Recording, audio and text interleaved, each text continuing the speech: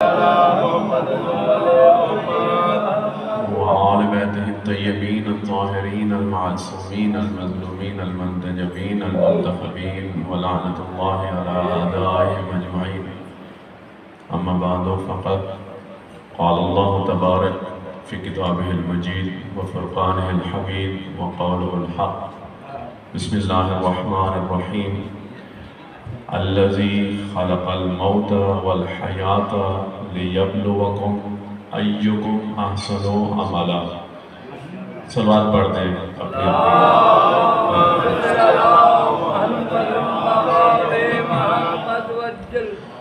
دعا گو ہوں پروردگار عالم سے خداوند متعال اس مجلس عزا کے صدقے میں ذکر فضائل و مصائب آل محمد علیہ السلام کے صدقے میں مرحوم شہریار عباس کے درجات بلند فرمائے اور اس مجلس کو خداوند متعال شرف قبولیت عطا فرمائے۔ خداوند متعال اس گھرانے کے جتنے بھی مرحومین و مرحومات ہیں، مرحوم کے والد مرحوم، باقی بھی جتنے مرحومین و مرحومات ہیں، اللہ رب العزت ان سب کی قبروں میں آل محمد اور قرآن مجید کا نور روشن فرمائے۔ عزیزان گرامی، چونکہ ٹائم کو ملحوظ خاطر رکھتے ہوئے سورہ ہود آیت نمبر 7 صاحبان کے سامنے پڑھنے کا شرف حاصل کیا ہے۔ پروردگار عالم فلسفہ موت اور حیات کو بیان کر رہا ہے۔ بے شک اللہ رب العزت جس طرح سے ہم انسان یا درخت یا جن یا پرندے یا گھاس یا ہوائیں یا زمین و آسمان یا سمندر یا کہکشائیں اللہ کی مخلوقات ہیں، اسی طرح اللہ کہتا ہے کہ موت اور حیات بھی اللہ ہی کی مخلوقات میں سے ہے۔ اللہ کہتا ہے کہ میں نے موت اور زندگی کو خلق کیوں فرمایا، یعنی خلقت انسانیت بھی اللہ نے بیان فرمائی ہے، میں نے انسانوں کو کیوں خلق فرمایا یا میں نے جنوں کو کیوں خلق فرمایا۔ ما خلقت الجن والانس الا لیعبدون، جنوں اور انسانوں کو خلق کرنے کا ہدف و مقصد خدا کا یہ ہے کہ صرف اور صرف خدا کی عبادت کی جائے۔ کوئی اور کام اللہ نے نہیں کہا کہ میں نے جنوں اور انسوں کو اس لیے خلق کیا ہے تاکہ وہ کھیل کود میں زندگی گزار دیں، تاکہ وہ ٹیلی ویژن پہ بیٹھ کے زندگی گزار دیں یا موبائل دیکھ دیکھ کر زندگی گزار دیں۔ اللہ نے ایسا نہیں کہا، فرمایا کہ صرف عبادت کے لیے خلق کیا ہے، کوئی اور کام نہیں ہے۔ بچے پیدا کرنا، شادیاں کرنا، اللہ نے کہا کہ اس کام کے لیے بھی میں نے آپ کو خلق نہیں فرمایا۔ مال اکٹھا کرنا، زمینیں کاشت کرنا، جانور پالنا، جانور اکٹھے کرنا، مال سمیٹنا، اللہ نے فرمایا اس لیے بھی خلق نہیں کیا، صرف اور صرف عبادت کے لیے خلق فرمایا۔ اور کیا ہی خوب ہے وہ رزق کہ جو حلال طریقے سے کمایا جائے، جو رزق حلال طریقے سے کمایا جائے گا وہ رزق بھی عبادت ہی شمار ہوگا۔ ایسا نہیں کہ عبادت صرف سجدے کرتے رہے، نمازیں پڑھتے رہے، مسجد میں بیٹھے رہے، نہیں، بلکہ اگر کسی مریض کی تیمارداری کے لیے جا رہے ہیں، کسی مریض کی احوال پرسی کے لیے جا رہے ہیں، یا جیسا کہ آپ آئے ہوئے ہیں، ایک نوجوان بچہ تھا شہید فوت ہو گیا، تو آپ آئے ہوئے ہیں، لواحقین کو مل رہے ہیں، فاتحہ پڑھ رہے ہیں، تو یہ بھی عبادت ہی کے زمرے میں آتا ہے۔ کسی کا دوست تھا، کسی کے دوست کا دوست تھا، اس کے ماموں کسی کے دوست ہیں، اس کے ماموں کے دوست ہیں، تو سارے آئے ہوئے ہیں آپ صاحبان، کسی کا رشتہ نہیں تھا، کزن نہیں تھا، قوم بھی ایک نہیں تھی، بچہ کھوکر تھا، ممکن ہے آپ میں سے کافی صاحبان اور قوم سے آئے ہوئے ہوں۔ کیوں آئے ہیں؟ صرف اس لیے کہ لواحقین کو صبر دے کر آئیں، لواحقین کو جا کے فاتحہ خوانی کر کے آئیں۔ تو معصوم فرماتے ہیں یہ تمہارا آنا کسی مرحوم کی اصالہ ثواب کے لیے یا فاتحہ خوانی کرنے کے لیے، یہ بھی عبادت ہی میں شمار ہوتا ہے۔ توجہ ہے صاحبان کی، عبادت صرف نماز پڑھنے کا نام نہیں ہے، صرف روزہ رکھنے کا نام عبادت نہیں ہے۔ عبادت ہے کوئی اگر مریض ہے اس کی احوال پرسی کرنے چلے گئے ہیں آپ، صرف اتنا کہنے گئے ہیں پریشان نہیں ہونا، اللہ آپ کو صحت کاملہ دے گا، جلد ٹھیک ہو جائیں گے، بیماری وقتی ہوتی ہے، ختم ہو جائے گی، اس کو پیسہ بھی دینے نہیں گئے آپ، صرف اتنا کہنے گئے ہیں۔ معصوم فرماتے ہیں صرف اتنا کہنا بھی عبادت ہی میں شمار ہوتا ہے۔ اپنے بچوں کے لیے رزق حلال کی تلاش میں نکلتے ہیں، صبح ہی صبح رزق حلال کی تلاش میں نکلتے ہیں صبح ہی صبح، تو تمہارا صبح ہی صبح گھر سے رزق حلال کی تلاش میں نکلنا بھی عبادت ہی شمار ہوتا ہے۔ یعنی آپ اپنا کام کر رہے ہیں زمینوں پہ، رزق حلال، وہ رزق حرام ہو جاتا ہے کہ جو آپ رزق کماتے ہوئے آواز اذان سنتے ہیں لیکن پھر بھی اپنے کام میں مصروف رہتے ہیں، وہ رزق حلال نہیں رہتا۔ میں نے پہلے کہا ہے رزق حلال کمانے کے لیے مزدوری کرتے ہیں، آپ زمینوں پہ کام کرتے ہیں، جانوروں کے لیے چارہ لینے گئے ہیں، جانور چرانے گئے ہوئے ہیں، انبیاء کا پیشہ ہے جانور چرانا، بھیڑ بکریاں چرانا انبیاء کا پیشہ ہے۔ جناب موسیٰ بھی چرایا کرتے تھے، حضرت ابراہیم بھی، جو بھی انبیاء تقریباً، حضرت ہود، حضرت داؤد کے ساتھ، سلیمان بادشاہ تھے، داؤد علیہ السلام بھیڑ بکریاں چرایا کرتے تھے، انبیاء کا پیشہ ہے یہ۔ لیکن انبیاء کا پیشہ شیطانی پیشہ تب بنتا ہے جب کسی کی فصلوں میں بغیر اجازت کے اپنے جانوروں کو کھلا چھوڑ دو، تو وہ رزق حلال نہیں رہتا۔ میرا موضوع یہ نہیں ہے، میرا موضوع ہے موت اور حیات۔ اللہ نے موت اور حیات کو کیوں خلق؟ آیت کی ترتیب دیکھیے، اللہ کہہ رہا ہے الذی خلق الموت والحیات، یعنی موت پہلے ہے، حیات بعد میں ہے۔ تھوڑا سا میرے ساتھ رہیے گا۔ اللہ یہ بھی کہہ سکتا تھا الذی خلق الحیات والموت، میں نے حیات کو خلق کیا، موت کو خلق کیا نہیں۔ اللہ کہہ رہا ہے کہ میں نے موت کو خلق کیا، حیات کو خلق کیا۔ اس کا مطلب یہ ہے کہ موت پہلے ہے، حیات بعد میں ہے۔ یعنی جس کو ہم حیات سمجھ رہے ہیں در حقیقت خدا کی نگاہ میں یہ موت ہے۔ میرے ساتھ ہیں آپ؟ یعنی جس کو ہم کھا پی رہا ہوں، چل پھر رہا ہوں، سو رہا ہوں، بول رہا ہوں، سن رہا ہوں، ہم سمجھتے ہیں کہ ہم زندہ ہیں۔ اللہ کہتا ہے نہیں، تم مردہ ہو، تم زندہ نہیں ہو۔ اللہ نے یہ جو ہمیں جہان بخشا ہے، عالم اجسام کا جہان، جسموں کا جہان، یہ جو جسموں والی اللہ نے ہمیں زندگی دی ہے، ہم اس کو زندگی سمجھ بیٹھتے ہیں، لیکن اللہ کہتا ہے در حقیقت یہ موت ہے، یہ زندگی نہیں ہے۔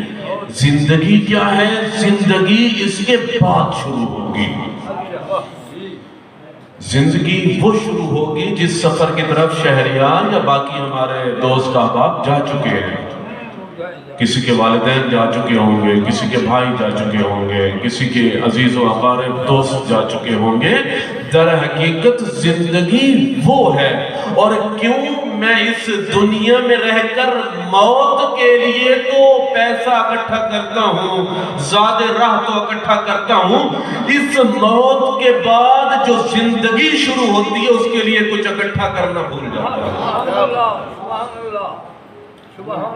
موت کے لیے میں اکٹھا کر لیتا ہوں، سامان جوڑ لیتا ہوں۔ اللہ فرماتے ہیں الذی خلق الموت والحیات لیبلوکم۔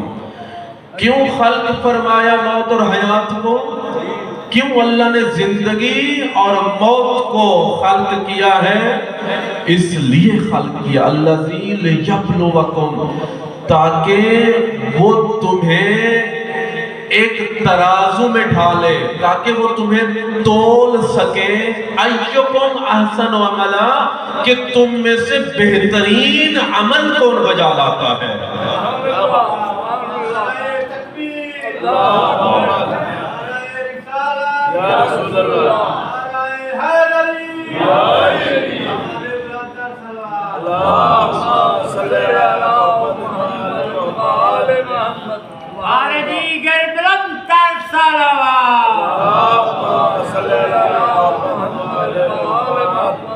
لیبلوکم اَيُّكُمْ أَحْسَنُ عَمَلًا، تاکہ وہ تمہاری آزمائش کر سکے، تاکہ وہ تمہیں آزما سکے کہ تم میں سے بہترین عمل کون بجا لاتا ہے۔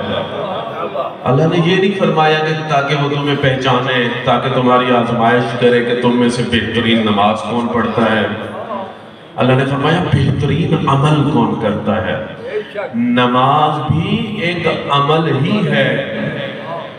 بہترین عمل انسان جو ہر روز کام کرتا ہے وہ انسان کے اعمال کہلاتے ہیں، اور ان میں سے جو اچھے کام کرتا ہے وہ بہترین اعمال کہلائے جاتے ہیں۔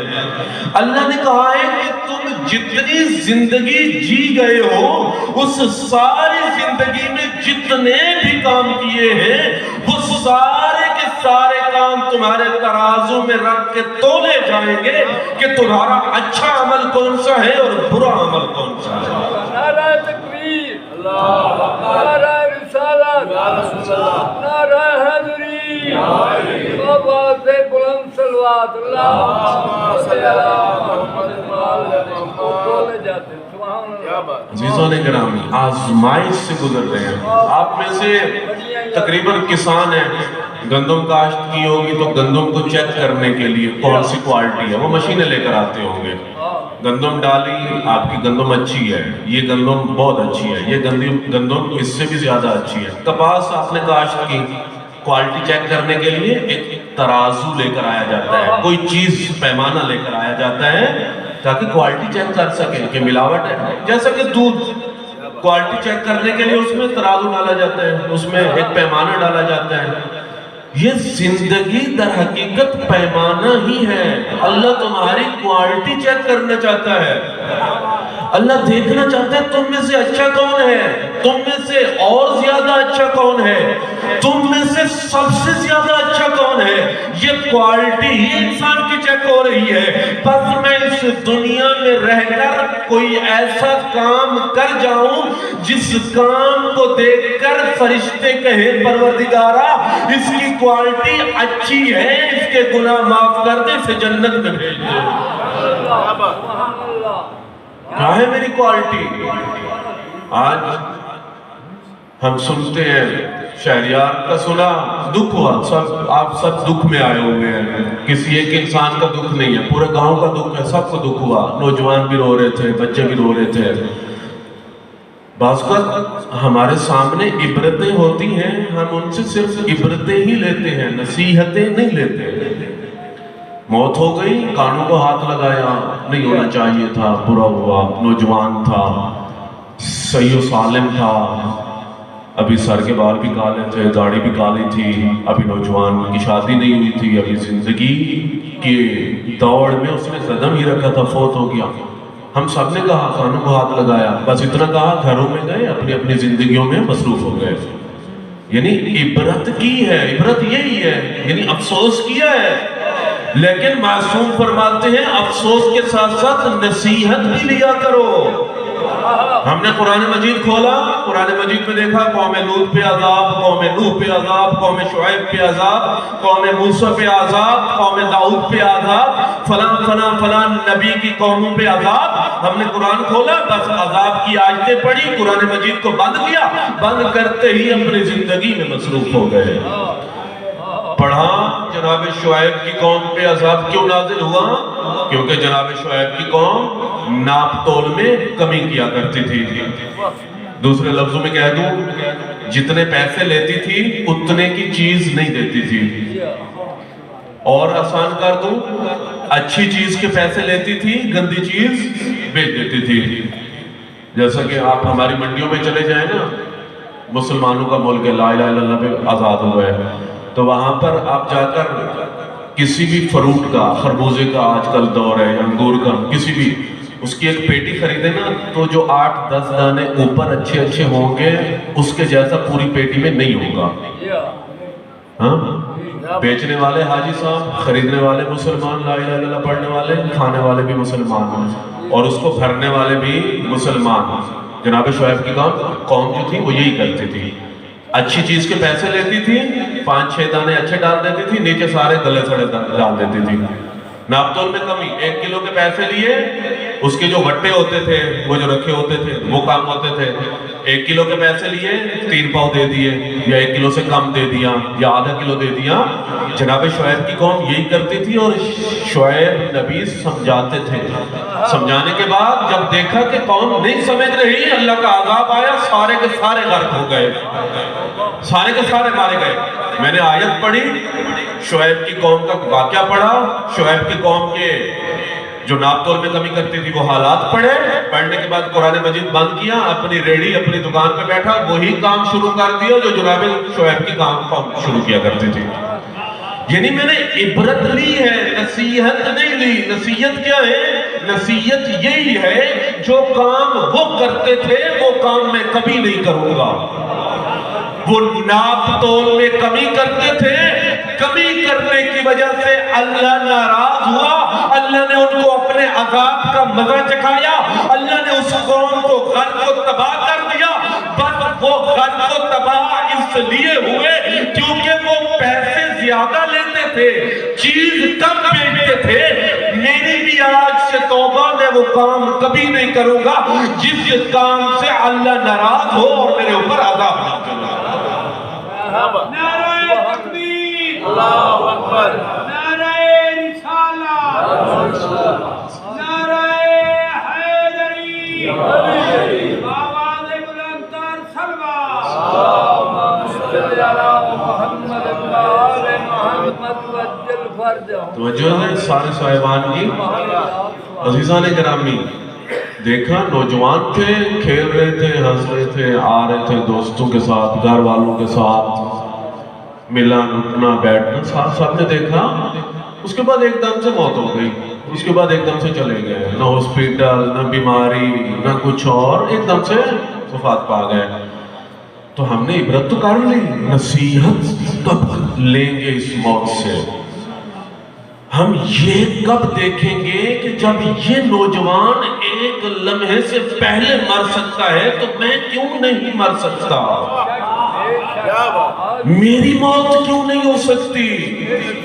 مجھ اس نوجوان کو ملکل موت نے سنبھلنے نہیں دیا تو مجھے بھی تو نہیں سنبھلنے دے سکتا.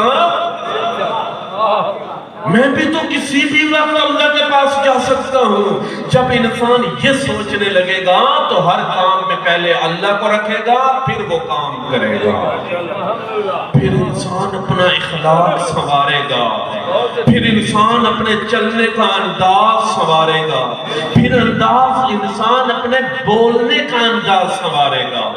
جب ایک موت سے انسان نصیحت لے گا تب گھر والوں کے ساتھ بولنا سیکھے گا, تب دوستوں کے ساتھ بولنا سیکھے گا, تب اس یار کو منا لے گا جس کی یاری قبر میں بھی کام آئے گی, حشر میں بھی کامیاب ہوگا.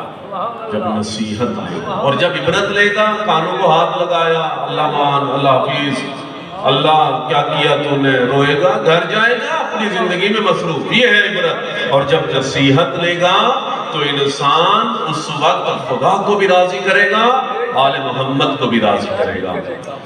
2 لائنیں ہیں, جہاں میں ہے عبرت کے ہر سو نمونے, مگر تجھ کو اندھا کیا رنگ و بو نے.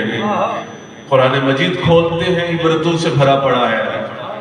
روڈ پہ جا رہے ہیں, خدا نخواستہ کسی کا ایکسیڈنٹ ہو گیا, عبرت ہے. جگہ جگہ پہ عبرتیں ہیں, مگر انسان کو اس دنیا کی رنگ و بو نے اندھا کر رکھا ہے, دنیا کی چاشنی نے اندھا کر رکھا ہے. اسی امام کے ماننے والے ہیں نا جو امام کہتے تھے, اے دنیا طلب تو دنیا, طلب تو دنیا, طلب تو دنیا. اے دنیا علی تجھے طلاق دیتا ہے, تجھے طلاق دیتا ہے, تجھے طلاق دیتا ہے. اے دنیا تو جتنی میٹھی ہو جائے, جتنی خوبصورت ہو جائے, جتنی شیرین ہو جائے, علی کو تو اپنی طرف کبھی مائل نہیں کر سکتی, کبھی اپنی طرف نہیں کھینچ سکتی تو. علی نے 3 طلاقیں دی تھی دنیا کو, کیونکہ علی بانی شریعت تھے, ان کو پتا تھا 1 طلاق کے بعد رجوع کیا جا سکتا ہے, 3 طلاقوں کے بعد رجوع حرام ہو جاتا ہے. علی جانتے تھے کہ میں ایک طلاق دوں گا، ممکن ہے کہیں علی رجوع کر لے۔ علی نے 3 طلاقیں دنیا کو دے کر تا قیامت یہ قانون بنا دیا کہ دنیا جتنی خوبصورت ہو جائے علی کو اپنی خوبصورتی کی طرف مائل نہیں کر سکتے۔ جگہ جگہ پہ عبرت کے نمونے ہیں ہر سو، مگر انسان کو اس دنیا کی رنگ و بو نے اندھا کر رکھا ہے۔ کبھی غور سے بھی دیکھا ہے تو نے، جو معمور تھے وہ محل اب ہے سونے۔ کبھی غور سے دیکھا ہے تو نے کہ جو معمور تھے وہ محل اب ہے سونے۔ بڑے بڑے ثروت مند مالدار، فوج، تاج، تخت، محل والے آئے، خدائی کے دعوے کرنے والے آئے، پہاڑوں جتنے سونے اور چاندی کو اپنے محلوں میں جمع کرنے والے آئے، وہ محل اب تباہ ہو چکے ہیں۔ ان میں مکی جو رہنے والے تھے ان کا نام و نشان تک مٹ گیا۔ میں نے جنازے والے دن پڑھا تھا، جب احمد مرسل نہ رہے تو کون رہے گا؟ جب نبی مکرم چلے گئے تو ہر انسان کو جانا ہے۔ جگہ جی لگانے کی دنیا نہیں ہے، یہ عبرت کی جا ہے، تماشا نہیں ہے۔ یہ عبرت کی جا ہے۔ ملے خاک میں اہل شان کیسے کیسے، مکی ہو گئے لامکان کیسے کیسے، مکی ہو گئے لامکان کیسے کیسے، ہوئے نامور بے نشان کیسے کیسے، زمین کھا گئی نوجوان کیسے کیسے،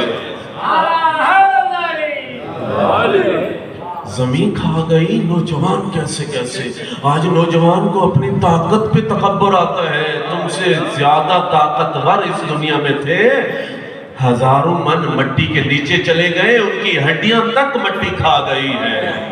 انسان اپنی خوبصورتی کو دیکھ کر اتراتا ہے میں کتنا خوبصورت ہوں۔ کتنے ہی خوبصورت نوجوان، کتنے ہی خوبصورت مورتیاں اللہ نے مٹی کی اپنے ہاتھوں سے بنا بنا کے مٹی میں ملا دی ہے۔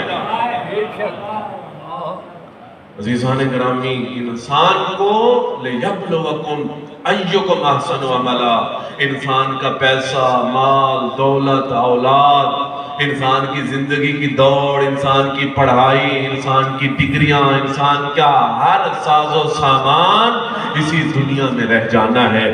اگر کوئی انسان کچھ اپنے ساتھ لے کر جا سکتا ہے تو وہ وہی عمل ہوگا جو خدا کے لیے کیا ہوگا۔ توجہ ہے صاحبان کی؟ ایک چھوٹا سا واقعہ، ایک استاد تھے، استاد کو شاگرد، استاد کے بارے میں بہت زیادہ مشہور تھا، مجھے استاد کا نام نہیں آ رہا تھا، یا تو آغائے شوستری تھے، بہت بڑے شیعوں کے عالم دین گزرے ہیں، یا کوئی اور تھے، تو اس لیے میں نے کوئی استاد کہا ہے تاکہ غلط بیانی نہ ہو۔ استاد تھے تو ان کے بارے میں بہت زیادہ مشہور تھا، بس میں چھوڑ رہا ہوں، مجھے پتہ ہے کہ آپ صاحبان اپنے اپنے کاموں سے وقت نکال کر آئے ہیں، تو آپ اللہ رب العزت آپ کا یہ لمحے جو ہے، یہ وقت جو ہے عبادت میں شمار فرمائے انشاءاللہ۔ استاد کے بارے میں مشہور تھا، بہت زیادہ صبر و تحمل والے استاد ہیں، اتنا صبر و تحمل ہے کہ کبھی ان کو غصہ نہیں آیا۔ تو شاگرد نے استاد کا تحمل اور صبر آزمانے کے لیے دعوت کر دی۔ استاد سے کہا کہ قبلہ میرے گھر میں تشریف لائیے گا، مل بیٹھ کے کھانا کھائیں گے، دعا بھی ہو جائے گی، کھانا بھی ہو جائے گا۔ تو اب ٹائم مقرر ہوا کہ فلاں دن استاد تمہارے گھر پہ آئیں گے، کھانا کھائیں گے، وقت گزاریں گے، نماز پڑھیں گے، دعا کریں گے، آ جائیں گے۔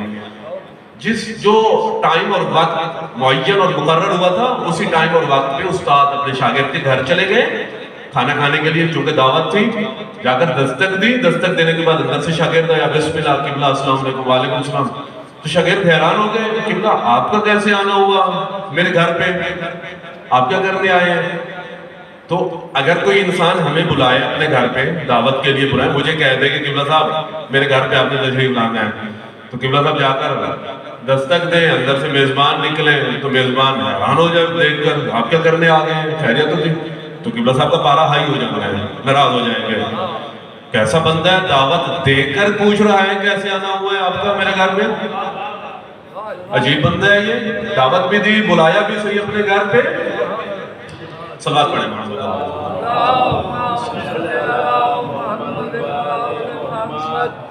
نعرہ تکبیر، नारे रिसालत, नारे हैदरी, नवाज़े बुलंद सलवात,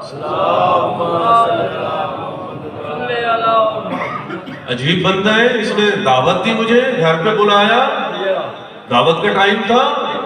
जैसे ही मैं घर पे आया दस्तक दी, पूछ रहे आपको कैसे आना हुआ, खैरियत तो थी, क्यों आए? तो बजाय गुस्सा करने के निहायत ही तहम्मुल के साथ, हौसले के साथ उस्ताद ने कहा बेटा आपने मुझे दावत की थी तो मैं उसी सिलसिले में आया हूँ।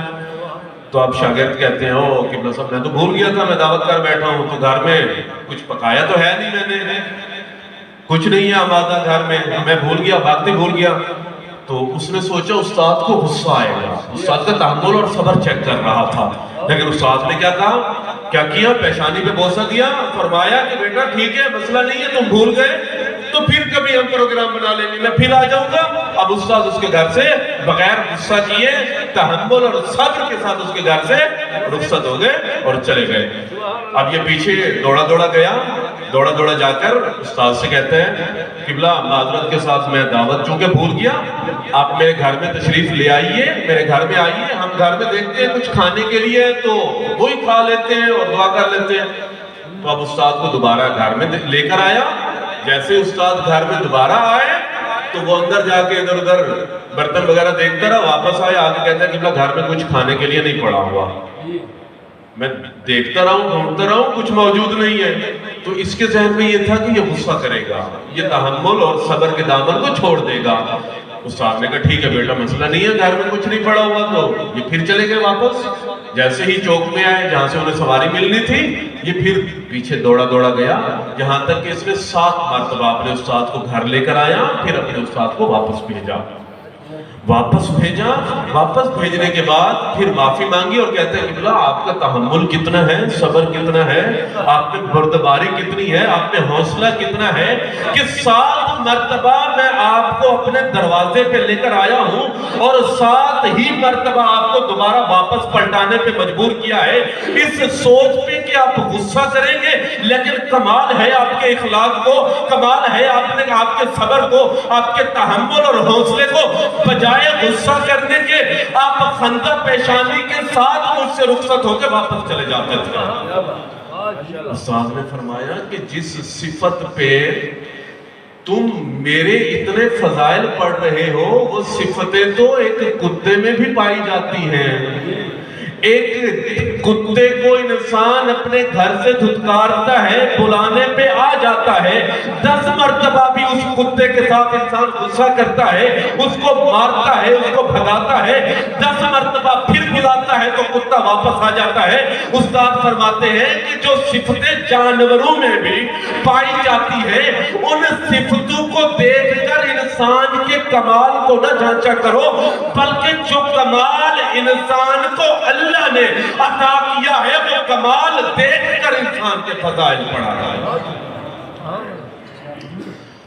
2 जुमले ये सुबह देख रहा था, तैयारी कर रहा था, तो 2 जुमले बुल्ले शाह के नजर से गुजरे। फरमाते हैं राती जागे ते शेख सदावे पर रात नु जागण कुत्ते तै तू उत्ते। कोई इबादत गुजार है ना, तो रात को जाग के सुबह दोस्तों में आके कहता है मैंने नमाज शब भी पढ़ी आई, तो मैं सुबह की नमाज भी पढ़ी आई, इबादत भी की आई। तो शेख बुल्ले शाह फरमाते हैं कि राती जागे ते शेख सदावे पर रात नु जागण कुत्ते तै तू उत्ते। राती भौंकणू बस न कर दे फिर 4 रणा विच सुते तै तू उत्ते। यार दा बोहा मोल न छड़ दे पावे मारो 100 जुत्ते तै तू उत्ते। यार का दरवाजा कभी नहीं छोड़ते, जितना भी मार लो उसको फिर भी यार का दरवाजा नहीं छोड़ते, जहां से उसको खाना मिल रहा है वो दरवाजा नहीं छोड़ते। बुल्ले शाह फरमाते हैं कि वो यार का दरवाजा कभी नहीं छोड़ते। ये कैसा इंसान है छोटी सी मुसीबत आने के बाद खुदा को भूल जाता है। ये कैसा इंसान है उस खुदा को भूल जाता है, जो इंसान इसको रिस्क देता है, जो खुदा इसको सांसें देता है, जो खुदा इसको तमाम आराइश जिंदगी इंसान को अता करता है। अगर छोटी सी मुसीबत مصیبت آ جائے تو خدا کو انسان بھول جاتا ہے، نعمتیں خدا عطا کرتا ہے۔ تو بس جب انسان ایک جانور کو مارتا ہے، بار بار مارنے کے بعد جب جانور کو بلاتا ہے وہ اپنے مالک کے پاس لوٹ آتا ہے۔ تو یہ ایک ایسا انسان ہے مالک کے بارہا بلانے کے باوجود بھی انسان نہیں آتا۔ مالک کے گھر سے آواز آ رہی ہوتی ہے، حیا علی خیر العمل، آؤ بہتر عمل کی طرف۔ کیسا انسان ہے یہ، تو اس کتے سے 1000 درجے بہتر ہے، یہ تو جانوروں سے 1000 درجے بہتر ہے۔ مالک کے گھر سے آواز آ رہی ہوتی ہے، آؤ بہتر عمل کی طرف۔ یہ انسان اپنی کھیتی باڑی میں لگا رہتا ہے، اپنے جانوروں میں لگا رہتا ہے، اپنے کام کاج میں لگا رہتا ہے، اور مالک کو کہہ رہا ہوتا ہے بہتر عمل وہ نہیں ہے بلکہ جو میں کر رہا ہوں یہ بہتر عمل ہے۔ توجہ ہے صاحبان کی؟ خاموشی چھا گئی ہے۔ مجھے پتہ ہے خاموشی اسی بات کی علامت ہوتی ہے کہ قبلہ صاحب بس کر دو، بہت ہو گیا ہے۔ آخری پیغام والدین کو، والدین کے لیے ایک چھوٹا سا میسج، اس کے بعد وما علینا الا البلاغ۔ چھوٹا سا میسج یہی ہے، اپنی اولاد کو ٹھاکر بن کر نہ پرورش کریں، اپنی اولاد کو دوست بن کے پرورش کریں۔ ٹھاکر بن کے پرورش کریں گے تو آپ کی اولاد بگڑتی چلی جائے گی۔ آپ کے آج کل کے نوجوان بہت حساس نوجوان ہیں۔ جو جوانی آپ نے گزاری ہے اس میں اور جو جوانی آپ کے بچے گزار رہے ہیں اس میں بہت فرق ہے۔ میں چاہ کر بھی اپنے بابا جیسا نہیں بن سکتا۔ جس مشکلات سے وہ گزر کے آئے ہیں، جن مشکلات میں انہوں نے تحمل کیا ہے، حوصلہ کیا ہے، بردباری دکھائی ہے، اس مشکلات میں آپ کا بچہ بردباری اور تحمل سے فائدہ نہیں لے سکتا۔ یہ دور بہت سنگین دور ہے۔ اپنے آپ کے بیٹے کو کیوں دوستوں کی ضرورت پڑتی ہے؟ دوست چاہے اچھے چاہے برے، اس وجہ سے دوستوں کی ضرورت پڑتی ہے کیونکہ باپ کی نظر میں اسے ٹھاکر نظر آ رہا ہوتا ہے، اس کو ایک مونچھوں والا ہیبت ناک اور خوفناک انسان نظر آ رہا ہوتا ہے۔ تو انسان کو دوستوں کی ضرورت پڑتی ہے۔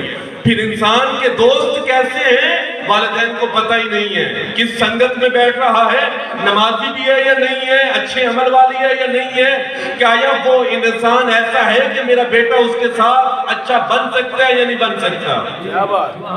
اگر گھر کا ماحول دوستوں والا ہو نا، باپ کا ماحول دوستوں والا ہو، تو بیٹا آج والدین کا یہی شکوہ ہوتا ہے کہ میرا بیٹا میرے ساتھ بیٹھتا ہے، دکھ سکھ نہیں بانٹتا۔ کیسے بانٹے گا؟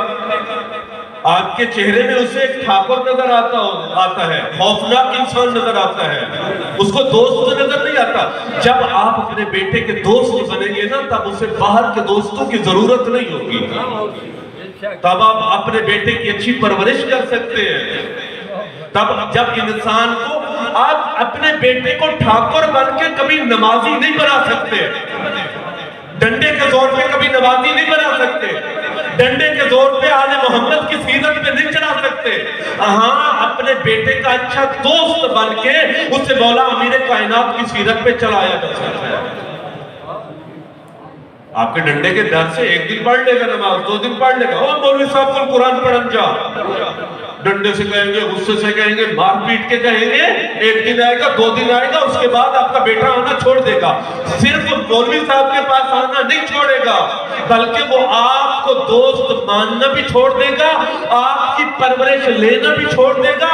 وہ باہر کے دوستوں کی تربیت لے گا، ان کا اثر لے گا، وہ تربیت اور اثر اچھی ہوئی تب بھی لے گا، بری ہوئی تب بھی لے گا۔ توجہ ہے صاحبان کی؟ آج کل کا دور بہت سخت ہے۔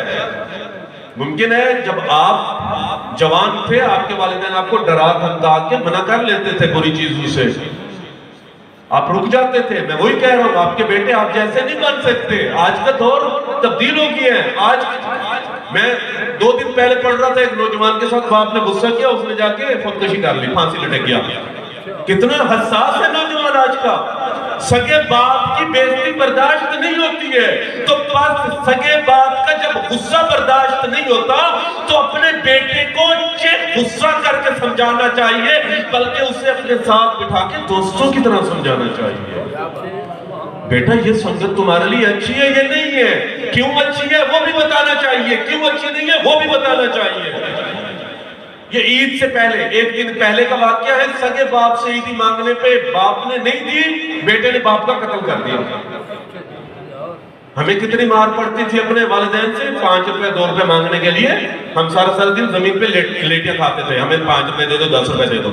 سکول جانے کے لیے کتنی منتیں کرنی پڑتی تھی، آج کے نوجوان کو اگر 10-20 نہ دیے جائیں تو وہ یہ ایک کام کر اٹھتے ہیں۔ کب کرتے ہیں؟ جب اسے اپنے باپ کی شکل میں سفاک انسان نظر آتا ہے، جب اسے ٹھاکر نظر آتا ہے مونچھوں والا اور عجیب و غریب سا انسان، جب اس کو دوست نظر آئے گا تو وہ اپنے باپ سے بیٹھے گا، اپنے دکھ سکھ بانٹے گا، تب باپ کی نصیحت کو بھی لے گا، تب باپ کے غصے کو بھی سمجھے گا، تب باپ کی بات کو بھی مانے گا۔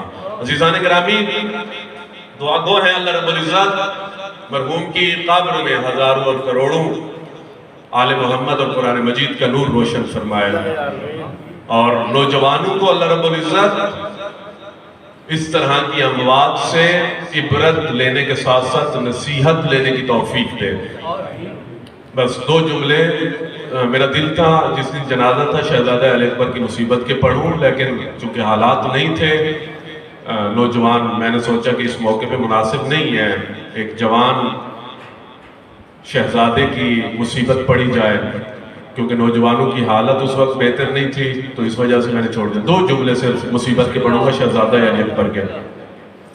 میں نے سنا تھا کہ اس نوجوان کے بابا جو ہے وہ فوت ہو گئے، تو میں نے سرکار خاتمیہ مرتبت کی حدیث پڑھی تھی اس وقت کہ رسول گئے ایک جوان کی موت پہ جنازہ پڑھنے کے لیے، تو رسول نے فرمایا کہ اس کا باپ زندہ ہے، لوگوں نے کہا نہیں اس کا باپ مر گیا ہے، تو رسول نے شکر ادا کیا کہ شکر ہے اس جوان کے مرنے سے پہلے اس کا باپ مر گیا، کیونکہ اگر اس کا آج باپ زندہ ہوتا تو آج ایک جنازے نہیں 2 جنازے پڑھنے پڑتے۔ تو مجھے بھی پتا چلا کہ جوان کے بابا جو تھے وہ فوت ہو گئے، تو میں نے کہا کہ یہ مصلحت خدا اور حکمت خداوندی ہے کہ باپ اس وجہ سے اللہ نے پہلے بلا لیا ہوگا کیونکہ علم خدا میں یہ تھا کہ اس نوجوان کی موت جوانی میں آنی ہے، تو اللہ نے باپ کو پہلے اسی لیے بلا لیا کیونکہ باپ برداشت نہ کر پاتا اپنے بیٹے کا مر جانا، اور بیٹے کے ساتھ ساتھ باپ بھی مر جاتا ہے۔ شب عاشور شہزادہ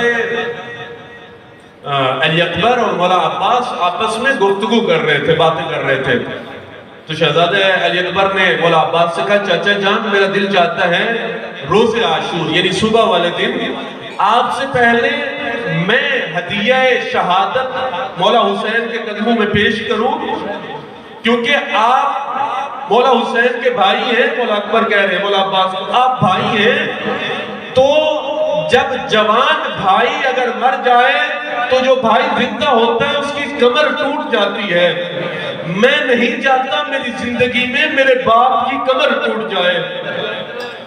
مولا عباس فرماتے ہیں اکبر میرا دل چاہتا ہے تم سے پہلے میں شہید ہو جاؤں، کیونکہ جب جوان بیٹے شہید ہوتے ہیں یا اس دنیا سے جاتے ہیں تو جو باپ ہوتا ہے اس کی آنکھوں کا نور چلا جاتا ہے۔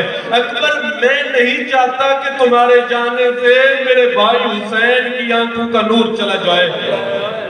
یہ جملات شہزادہ علی قاسم سن رہے تھے، دوڑتے دوڑتے آئے، مولا عباس کے پیروں پہ ہاتھ رکھا، ہاتھ رکھ کے کہتے ہیں چچا عباس میرا دل چاہتا ہے نہ بھائی اکبر پہلے شہید ہو نہ آپ شہید ہو، میرا دل چاہتا ہے آپ سے پہلے میں شہید ہو جاؤں، میرے شہید ہونے سے نہ مولا حسین کی آنکھوں کا نور جائے گا نہ کمر ٹوٹے گی۔ یہ جملے مولا حسین سن رہے تھے، دوڑتے دوڑتے آئے، علی قاسم کی پیشانی پہ بوسہ دیا، رو کے فرماتے ہیں قاسم اگرچہ تم یتیم ہو اکبر کے جانے سے بھی میں زندہ رہ جاؤں گا، عباس کے جانے سے بھی میں زندہ رہ جاؤں گا، اے قاسم جب آپ شہید ہوں گے اس وقت حسین اس دنیا میں زندہ نہ رہے گا۔ جوان بیٹے کو اٹھانا بہت مشکل ہوتا ہے۔ آپ سنتے ہوں گے مولا امام مظلوم کربلا جب شہزادہ علی اکبر زین سے زمین پہ آنے لگے نا تو مولا حسین پہلے چلتے ہوئے جا رہے تھے اور رو رو کے کہتے تھے اکبر آنکھیں بند نہ کرنا، اکبر اپنے باپ کا انتظار ضرور کر لینا، میں ضرور تم تک پہنچوں گا۔ پہلے چل رہے تھے مولا حسین، پھر راوی کہتے ہیں میں نے دیکھا دوڑ رہے ہیں، پھر دوڑتے دوڑتے حسین گر پڑے اور حسین اکبر کی لاش پہ ایسے جا رہے تھے جیسے 6 مہینے کا بچہ اپنے باپ کی لاش پہ جاتا ہے۔ اپنے گھٹنوں اور اپنے بازوؤں کے بل پہ علی اکبر کے پاس جا رہے ہیں۔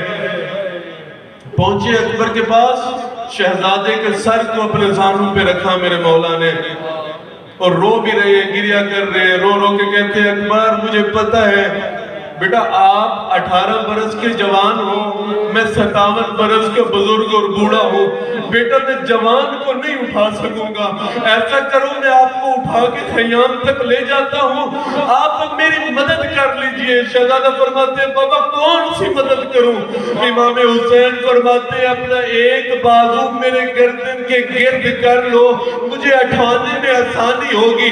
شہزادے نے بازو مولا حسین کی گردن کے گرد نہیں کیا، رو کے حسین فرماتے ہیں بیٹا بازو اپنے سینے سے کیوں نہیں اٹھا رہے؟ شہزادہ اکبر فرماتے بابا ایک ملون جاتے ہوئے پرچی کے پل کو میرے سینے میں چھوڑ گیا ہے اور جاتے جاتے کہہ گیا ہے میں نے سنا ہے حسین بڑا صابری ہے، آج دیکھوں گا پرچی کیسے نکالتا ہے۔ حسین مولا فرماتے اچھا میرے صبر کو آزمانا چاہتا ہے۔ مولا حسین نے اکبر کو تپتی ریت پہ سلایا، پرچی میں ہاتھ ڈالا، ڈال کے فرماتے نانا رسول اللہ آپ دیکھ لیجئے بابا علی اکبر کی مدد کو آئی ہے۔ مولا حسین نے پرچی میں ہاتھ ڈالا، 1,24,000 پیغمبر کربلا کے میدان میں موجود، شہزادہ علی اکبر اور حسین کو دیکھ رہے ہیں۔ اسماعیل نے آنکھیں پھیری، ابراہیم نے آنکھیں پھیری، یعقوب و یوسف نے آنکھیں پھیری، محمد مصطفیٰ نے آنکھیں پھیری۔ ایک کالے برقع والی بی بی رو رو کے کہتی ہے او میرے حسین میں تیرے صبر کو ضرور دیکھوں گی، میں تمہیں صبر کے آزماتے ہوئے ضرور دیکھوں گی۔ لعنت اللہ علی قوم الظالمین وسيعلم الذين ظلموا أي منقلب ينقلبون على لعنة الله على قوم الظالمين۔